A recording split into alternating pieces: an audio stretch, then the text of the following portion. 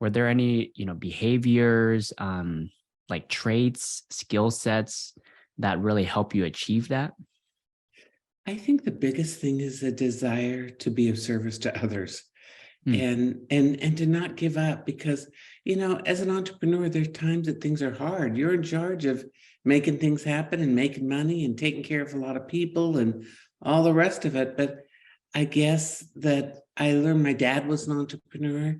It's been in my family forever.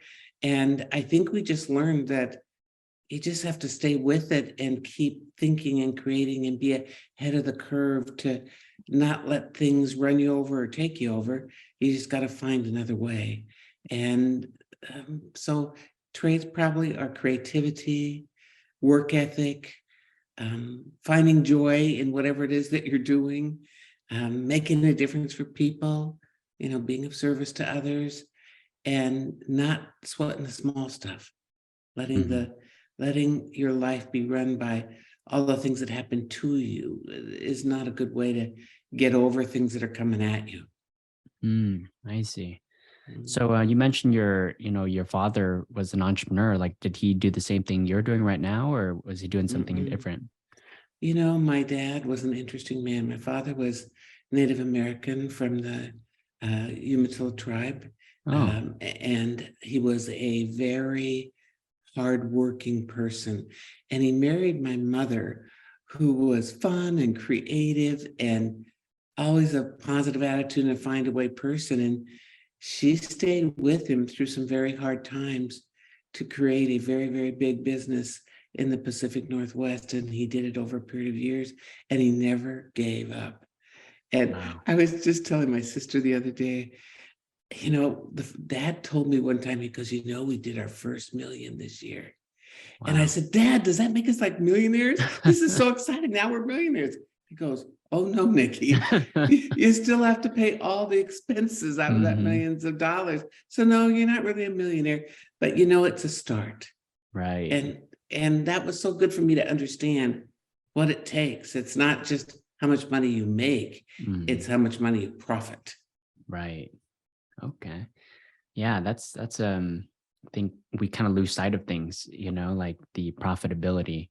Kind of reminds Mm, me of the book Profit First, figuring out how mm. you can generate profit. So what kind of business did your dad do? You mentioned he ran a really or grew a really big company.